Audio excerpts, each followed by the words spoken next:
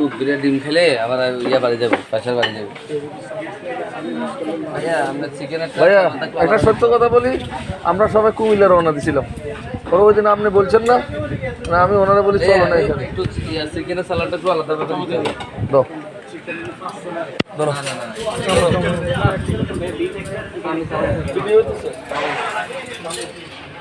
বলছে তো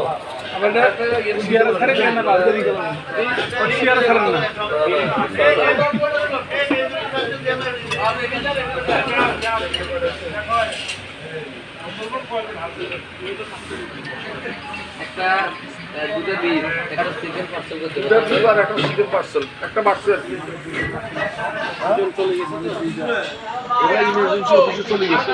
আর একটা চিকেন